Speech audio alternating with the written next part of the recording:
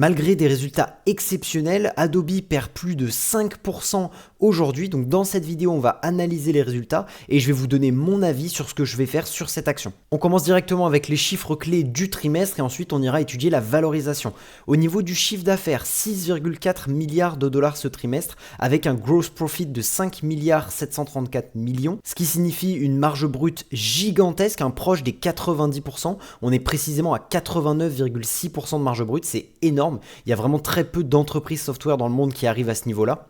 Mais ce n'est pas tout, on a également un cash flow opérationnel record pour un premier trimestre dans l'histoire d'Adobe à 2 milliards 958 millions de dollars. Donc autrement dit, le business génère énormément de cash. Adobe qui est et reste une machine à cash. Grâce à ce cash, elle peut faire plaisir notamment à ses actionnaires. Elle a d'ailleurs racheté 8,1 millions d'actions durant ce trimestre. Au niveau de la croissance du business, on a une amélioration des revenus récurrents, encore une fois. Donc l'ARR total, donc c'est-à-dire le revenu récurrent annuel, donc le revenu par abonnement, lui est à 26 milliards de dollars, soit une hausse de quasiment 11% sur un an, 10,9%.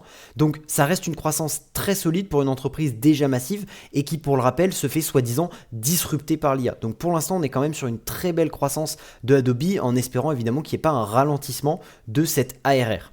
Au niveau de la base d'utilisateurs, l'écosystème Adobe il continue d'exploser. Aujourd'hui, les produits Acrobat, Creative Cloud, Express et Firefly représentent plus de 850 millions d'utilisateurs actifs mensuels, soit une augmentation de 17% en un an, ce qui est quand même assez énorme pour un marché qui tourne aux alentours des plus 12-13% de croissance. On est potentiellement sur des augmentations de parts de marché.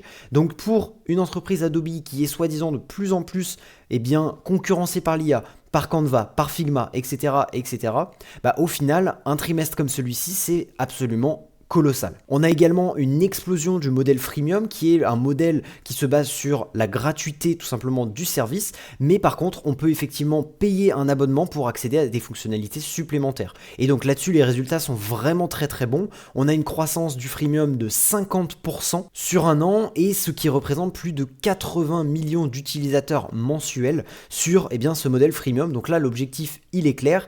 À l'heure des modèles freemium et de la hausse de la concurrence, Adobe va attirer des millions de nouveaux créateurs et elle va ensuite les convertir vers des abonnés payants. Au niveau du secteur des professionnels et des entreprises, ici donc le segment Business Professionals and Consumers, c'est l'une des grosses dynamiques de ce trimestre. On a un revenu de 1,78 milliard, ce qui n'est pas énorme non plus par rapport au reste, mais c'est quand même assez intéressant. On a surtout une croissance de 16%, donc très très bon. Il y a plusieurs produits qui explosent littéralement, donc qui pourraient devenir des gros moteurs de croissance futurs. Je pense notamment à Acrobat AI Assistant, où les utilisateurs mensuels ont fait x2 en un an. On a également Adobe Express, où les utilisateurs mensuels ont fait x3 en un an, donc très intéressant. Et surtout, Adobe Express, elle est utilisée par 99% des entreprises du Fortune 500, donc les 500 plus grandes entreprises américaines. Donc autrement dit, Adobe, elle reste ultra dominant dans le monde professionnel et ça pour le coup c'est super. Ensuite, l'IA ne détruit pas Adobe, elle l'accélère. On entend souvent une critique actuellement, c'est que l'IA va détruire Adobe, va disrupter le business d'Adobe. Mais ce trimestre, il montre tout l'inverse. Adobe, elle ne subit pas l'IA, elle la monétise et donc ça amène à des chiffres très très impressionnants par rapport à la soi-disant baisse de croissance qu'on est censé avoir. Si on regarde l'AI First ARR, donc les revenus récurrents sur les logiciels IA, ces revenus-là ont plus que triplé en un an, donc c'est énorme. L'entreprise, elle vend désormais de la génération d'images, de vidéos, des crédits Firefly pour générer des images, des outils marketing automatisés, des solutions IA pour les entreprises. Donc en gros, l'IA devient un énorme moteur de croissance sur plusieurs branches différentes du business et c'est super intéressant. En plus de ça, l'IA devient un canal de distribution. Donc ça, c'est une idée qui est très intéressante de la part d'Adobe. Beaucoup de gens pensent que les utilisateurs vont simplement faire de la génération d'images sur ChatGPT, Gemini, Microsoft Copilot, etc. Sauf qu'en fait, Adobe a intégré ce genre de plateforme-là sur leur propre site, premièrement. Et en plus de ça, actuellement, Adobe fait quelque chose d'encore plus grand, c'est-à-dire qu'elle fournit désormais ses logiciels comme Photoshop, Adobe Express, etc. directement sur ChatGPT. Donc au final, elle adopte une stratégie qui est complètement différente de ce qu'on pourrait penser, et ils intègrent directement leurs outils dans ces plateformes qui sont soi-disant des concurrents. Donc le résultat, c'est que l'IA, comme ChatGPT, Gemini, Claude, Microsoft Copilot, etc., devient au final un nouveau canal de distribution pour Adobe, ce qui peut permettre évidemment d'augmenter les utilisateurs et la croissance future. Et si cette stratégie fonctionne, plus les utilisateurs génèrent du contenu via ces assistants, plus Adobe va pouvoir fournir des outils créatifs, du workflow, des éditions professionnelles et de la monétisation de contenu. Donc c'est une stratégie qui est extrêmement intelligente et qui permet de créer un nouveau mode qui est le network effect. Et là, pour le coup, c'est ultra intéressant. Donc on l'a vu, on a un excellent trimestre, mais alors pourquoi l'action baisse autant? Pourquoi est-ce que le marché est négatif? Bon, il y a évidemment plusieurs raisons qui sont explicables. On a déjà une croissance qui ralentit légèrement au niveau de l'ARR. Donc l'ARR, on l'a vu, il était à 10,9% de croissance, mais sur l'année, il devrait être à 10,2% sur l'année complète 2026. Donc ça veut dire ralentissement de l'ARR par rapport au trimestre actuel.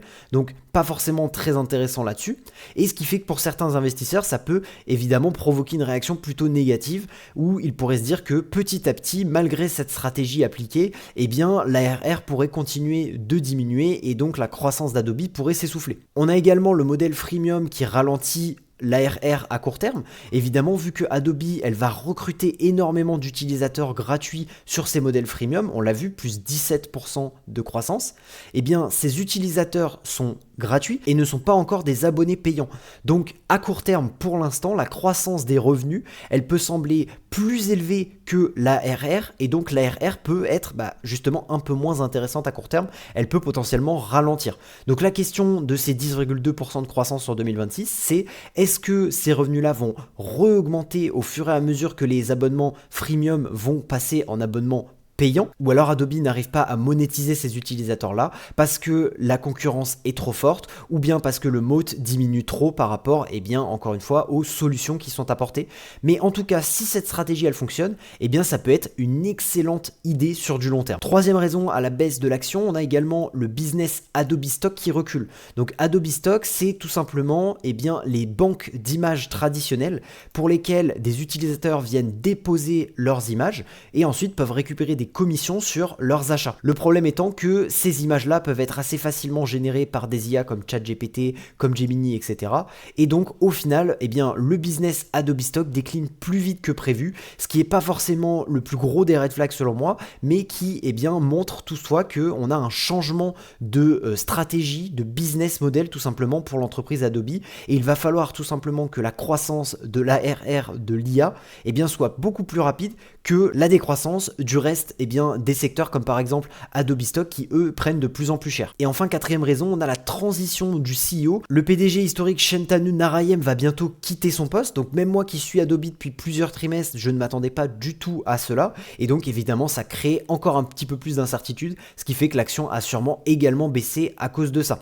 L'entreprise actuellement, elle cherche un successeur et heureusement pour nous les investisseurs, Narayen reste président du conseil pendant la transition pour l'instant et donc même si le marché n'aime pas cette situation, elle n'est pas si grave que ça et on est plutôt sur une opportunité de rachat potentiel plutôt qu'une réelle peur à cause de fondamentaux qui diminuent. Voilà, donc pour l'instant, le futur d'Adobe, malgré toutes ces inquiétudes, ressort assez positif. On a l'IA qui devient une nouvelle ligne de revenus avec Firefly, GenStudio, Acrobat AI Assistant. Donc Adobe qui arrive à transformer ses outils en l'intégrant à ses plateformes d'IA complètes. On a également une entreprise qui possède une base d'utilisateurs massive, 850 millions d'utilisateurs, donc c'est un avantage qui est énorme, surtout à l'heure de la donnée et de l'IA first, et cela amène notamment chaque innovation à être distribuée immédiatement à toute cette base d'utilisateurs. L'écosystème Adobe reste également unique avec des créateurs professionnels qui utilisent à la fois Photoshop, Illustrator, Premiere Pro, After Effects, Acrobat, etc., etc. Donc changer d'écosystème reste extrêmement difficile, surtout qu'aujourd'hui on est plutôt sur des concurrents qui ne disposent qu'une de ces plateformes-là. On va avoir peut-être un concurrent à Photoshop, un concurrent à After Effects, mais on n'aura pas un concurrent à tout cet écosystème-là. Donc c'est un mode qui est extrêmement puissant en termes de switching cost, notamment au niveau des entreprises. On l'a vu, hein, énormément de croissance au niveau des entreprises, plus 17%, donc très intéressant. Donc en conclusion, ce trimestre, il montre une chose très claire, Adobe est en train de réussir sa transformation vers l'IA. Les chiffres sont très solides avec un cash flow record, des marges exceptionnelles, une explosion des utilisateurs, une IA déjà monétisée. Mais cependant, eh bien, le marché s'inquiète tout de même de certaines raisons et c'est pourquoi l'action a perdu quelques pourcents eh bien, aujourd'hui, notamment la décélération de la croissance et notamment de l'ARR, donc des revenus récurrents. La stratégie freemium à court terme qui pèse également sur l'ARR, le déclin d'Adobe Stock qui est plus rapide que prévu et la transition du CEO Shantanu Narayan. Donc on a vu ça, maintenant si on regarde en termes trimestriels, vous voyez qu'ici on a eh bien, le revenu en rouge, on voit d'ailleurs que chaque trimestre ce revenu augmente, hein, donc ça c'est très intéressant. Le free cash flow lui est un petit peu moins intéressant là-dessus, hein, on a vraiment des marges du free cash flow qui font un peu des vagues. On voit ici par exemple en novembre 2024 qu'on avait fait 2 milliards 800 millions et le trimestre d'après 2 milliards 450 millions. Donc on va plutôt s'intéresser non pas à la linéarité du free cash flow mais plutôt à la comparaison avec l'année précédente. Le free cash flow de novembre 2025, on a eu 3,1 milliards contre 2,8 milliards en 2024. Et si on regarde ce trimestre-là, donc 2,9 milliards de free cash flow, eh bien, il est à comparer avec les 2 milliards 400 millions.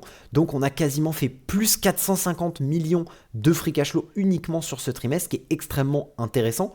On voit également une très large augmentation des marges, hein, comme on voit la marge brute, elle est passée de 89% en novembre 2024 à 89,5% en novembre 2025, et même sur ce trimestre, elle a encore augmenté, ce qui est signe d'un très fort pricing power, d'un très fort moat, et ça pour le coup c'est très important de prendre ça en compte, surtout à l'heure actuelle où il y a énormément de peur sur la disruption de l'IA, sur la concurrence, etc. Si on s'intéresse désormais à la valorisation, à quel prix est-ce qu'on achète Adobe, est-ce qu'on doit acheter, renforcer, vendre ou eh bien ne rien faire. Donc là actuellement Adobe, on a entré le ticker, on a 410 millions d'actions en circulation, 6 milliards 900 millions quasiment de cash et 6 milliards 650 millions de dettes. Donc on a plus de cash que de dettes, ça c'est très intéressant. Et donc on va se calculer le free cash flow actuel. Donc si on prend la calculatrice et qu'on compare ça eh bien au trimestre précédent, on va se mettre ici. Donc on a 2 milliards 921 millions plus 3 milliards 126 millions plus 2 milliards 126 millions, plus 2 milliards 144 millions. Et on est aujourd'hui à 10 milliards 317 millions, donc on va rentrer ça. Et ce chiffre-là, il est à comparer avec les 9 milliards 850 millions qu'on a eu avec le TTM du trimestre précédent. Hein. Donc on retrouve les fameux plus 450 millions grâce eh bien, à ce trimestre par rapport au trimestre de février 2025. Et donc là, on a amélioration du free cash flow, donc très intéressant également. Donc maintenant, on va essayer de chercher eh bien, l'hypothèse qu'il faudrait estimer pour le prix actuel. Donc pour avoir du 255 $ de prix d'achat, il faudrait potentiellement un price to free cash flow à 12 peut-être et une croissance de à peu près allez, 3% du free cash flow, ce qui est extrêmement faible pour Adobe. On l'a vu aujourd'hui, elle est encore sur des performances qui sont vraiment très très bonnes. Donc là, pour faire 13% de croissance, eh bien, on voit qu'on a une marge de sécurité qui est absolument énorme. Si on s'intéresse peut-être à un price to free cash flow un peu plus faible, on va dire aux alentours des 10, ce qui correspond à peu près à ce qu'on a aujourd'hui. Aujourd'hui, on est plutôt aux alentours des 11-10, comme on le voit, on était descendu à 10,8, 10,9, etc., etc. Donc on est plutôt aux alentours des 10-11 en ce moment. Donc si on se met 10, voire même, allez, on va être très très méchant, on va mettre 9, il faudrait potentiellement 5, voire peut-être 6, voilà, 6%, peut-être, allez, on va essayer 7% de croissance du free cash flow, voilà, donc on est plutôt sur du 6,5 pour être à un prix d'achat actuel, ce qui encore une fois est extrêmement conservateur, hein, Adobe qui risque de faire plus de 6,5% de croissance du free cash flow et qui aura très certainement un price to free cash flow bien plus élevé d'ici les prochaines années. Donc si on est beaucoup plus optimiste, par contre on peut potentiellement lui mettre un price to free cash flow de 18, ce qui reste quand même vachement faible par rapport à son historique, hein. On voit que 18 on l'avait pas atteint depuis 2013, hein. Clairement, donc voilà, 2013 et 2011-2012, on était à peu près aux alentours des 10-13 à peu près de price to free cash flow, ce qui était vraiment le plus bas sur les 15 dernières années, et voire même, comme vous pouvez le voir, sur les 20 dernières années. Sur les 20 dernières années, il y a juste eu 2 petites périodes en 2008 et en 2011-2013, où on était aux alentours des 10-12 comme aujourd'hui, donc potentiellement qu'on est sur une très très belle opportunité, parce qu'évidemment, si vous aviez acheté dans ces eaux-là en 2012, aujourd'hui, vous auriez fait énormément de performance sur Adobe entre cette période-là et maintenant. Donc Adobe, on va être gentil, on va lui mettre 18 de price to free cash flow. On peut lui mettre un petit 8% de croissance du free cash flow sur les 10 prochaines années. On aurait un prix d'achat à 400 $, ce qui a été mon tout premier achat à la base. J'avais acheté qu'une seule action à 400 $. Aujourd'hui, mon PRU il est plutôt aux alentours des 320 $. Et donc effectivement, on voit qu'aujourd'hui, on serait plutôt sur une performance de 20%. 20% si on utilise ces critères-là qui sont un petit peu plus optimistes, je vous l'accorde, mais qui restent quand même totalement faisables pour Adobe d'après les trimestres qu'ils nous montrent et la croissance qu'ils peuvent faire sur les prochaines années. Donc voilà, 20% de performance par an sur les 10 prochaines années. Beaucoup d'investisseurs souhaiteraient faire ça. Et pour le coup, on commence à avoir de moins en moins de risques. Parce qu'on le voit, tous les risques sur l'IA commence à être un petit peu annulé étant donné que Adobe prend une très très bonne décision d'allocation de son argent, de sa R&D, etc. Et donc une très bonne transition tout simplement de ses produits vers de l'IA first, etc., etc. D'ailleurs, on va essayer de voir ce que ça donne pour mon PRU à 323 $, quel serait le prix d'achat actuel. Donc on va se remettre à 13 de discount rate, donc la performance voulue sur les 10 prochaines années. On va se mettre à 15 de price to free cash flow et on va voir peut-être 6, voilà c'est ça, 6% de croissance du free cash flow et un price to free cash flow de 15, ce qui est quand même ultra neutre. Moi je trouve que c'est quand même peut-être même assez bon en termes de marge de sécurité et ça donnerait un prix d'achat à 324 $, sachant que moi j'ai un PRU à 323 $. Donc ça me ferait faire avec cette hypothèse de croissance là 13% de performance par an sur les 10 prochaines années, ce que je trouve quand même très intéressant pour le coup. Donc plutôt content de ceci. J'espère que évidemment ma performance sera bien supérieure parce que Adobe réussira à faire de meilleures performances. Donc vous l'avez compris, moi je pense que la baisse de l'entreprise Adobe sur les 2 dernières années quasiment, c'est une très très belle opportunité. C'est pourquoi aujourd'hui Adobe est ma première action en portefeuille et je pense très sincèrement qu'elle pourrait me faire une très bonne performance à moyen long terme, pas à court terme évidemment. Le but c'est d'être un investisseur de long terme. Donc voilà, vous avez mon avis sur la question, n'hésitez pas à me expliquer en commentaire ce que vous faites, si vous achetez, si vous vendez, quelles sont vos peurs potentiellement sur l'entreprise ou justement est-ce que vous êtes optimiste dessus. En tout cas moi c'était Antoine, n'hésitez pas à vous abonner, à liker et à commenter cette vidéo. Moi je vous dis ciao.